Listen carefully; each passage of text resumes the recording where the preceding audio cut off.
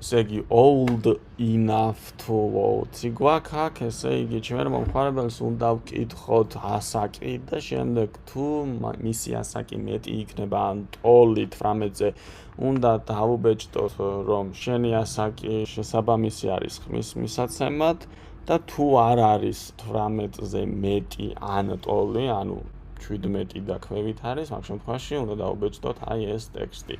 კარგი, X-ს დავაჭიროთ, ესე იგი აქ წერთ ცვლადს, პირველ რიგში ცვლადს დავარქვათ age, უდრის და ვეკითხებით int input-ით, ხო? Input, გავხსენეთ ბრჭყილი, გავხსენეთ ბრჭყალი და how old are you ვკითხოთ. კითხვის ნიშანი შეგვიძლია აქ space-ს დავუწეროთ, როდესაც ტექსტს მიაწერს, ანუ რიცხვს მიაწერს გვერდით არ იყოს მიწერილი, ანუ მიწეპებული არ იყოს კითხვის ნიშანზე.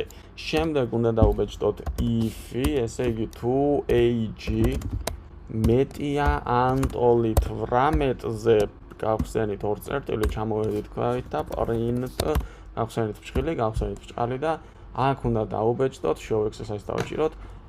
აი ეს ტექსტი მოვნიშნეთ, დავაკოპირეთ და ჩავსვით აი აქ ბრჭყალებში. ესე იგი თუ მეტი ან ტოლი 18-ზე მაგ შემთხვევაში ამ ტექსტს დაბეჭდავს, ანუ შეგიძლია ხმის მიცემა. თუ არა და ანუ ეს პირობა თუ არ სრულდება, else ანუ რა პირობა თუ 18-ზე მეტი არ არის, ან არც 18-ის ტოლი არ არის.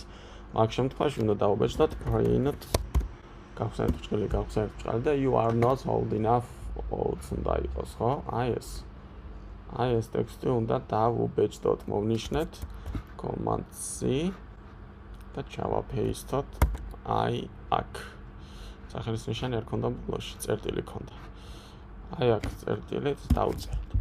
Runs დავაჭიროთ, თუ მივუთითებ ახლა მე 12-ს, მაშინ დაგვიბეჭდავს, შენ არ შეგიძლია ხმის მისმა, თუ მივუთითებ 21-ს პირობითად, მაშინ ჩვენ დაგვიბეჭდავს, რომ შენ შეგიძლია ხმის მიცემა. Submit continuous დავაჭიროთ, ვნახოთ შემდეგი დავალება რა არის, რა თქმა უნდა ჩაგვითვალა.